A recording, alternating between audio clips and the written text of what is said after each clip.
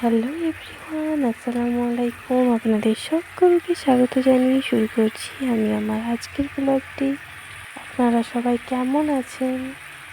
আজকে সকাল সকাল রান্না বান্না চাপিয়ে দিয়েছি, কারণ আজকে সকালবেলায় দেখলাম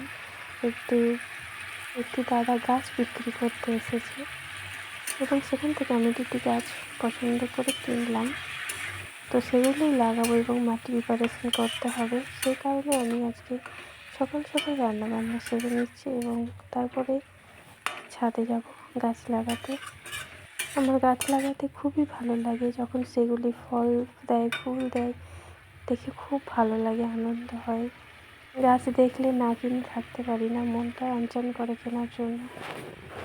চলুন চটপটা রান্নাটা করে নিই, তারপরে ফিরে আসছি আপনাদের সাথে। আজকে রান্না করছি পালং শাকের ডাল এবং মুরগির মাংস, আলু দিয়ে ঝোল। খেয়ে নিয়ে চলে যাব আমি ছাদে।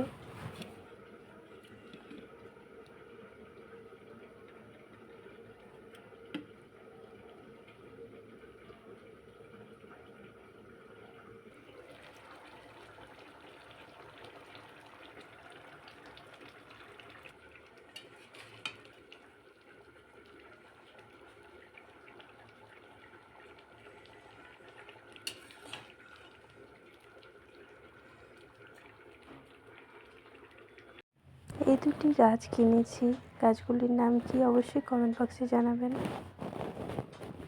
তো চলে যাব এখন ছাদে। আমি ছাদে এসে গেছি এবং অনেক মাটিও এনেছি গাছ লাগাবার জন্য। আমি গাছ লাগাবার জন্য নিয়েছি গোবর সার এবং সবজির খোসা পচা এবং ডিমের খোসা, কলার খোসা, এইসবই নিয়েছি।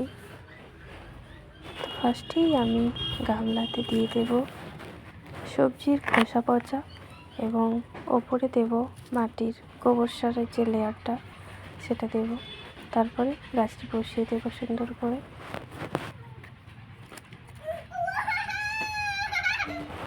কেমন লাগছে অবশ্যই জানাবেন। এই গাছটি আমার ছেলে লাগিয়েছে। গাছগুলিতে যখন ফুল ফুটবে আপনাদের সাথে অবশ্যই শেয়ার করব। আমার মতো আমার বাচ্চাও গাছ লাগাতে খুব ভালোবাসে এবং গাছে জল দিতেও খুব ভালোবাসে। আমার সাথেও রোজ গাছে জল দেয়। মাটি দিয়ে সাইডগুলো।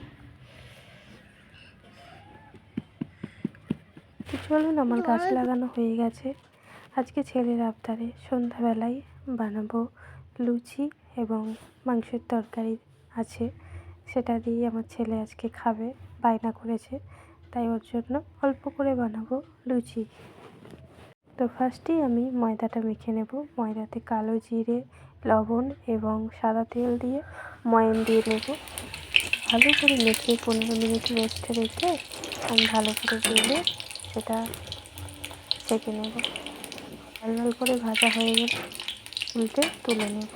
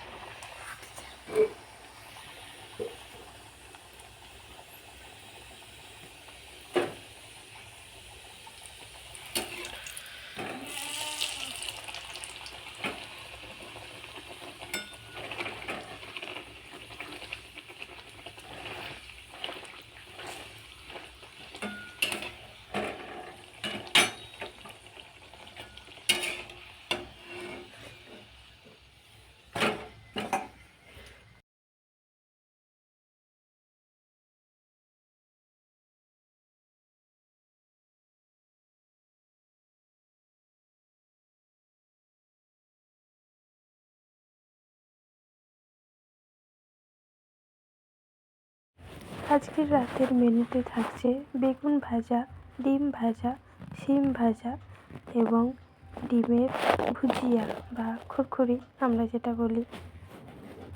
আপনারা কি বলেন অবশ্যই কমেন্ট করে জানাবেন। তো চলুন এবার সবাইকে খেতে দিয়ে দিই।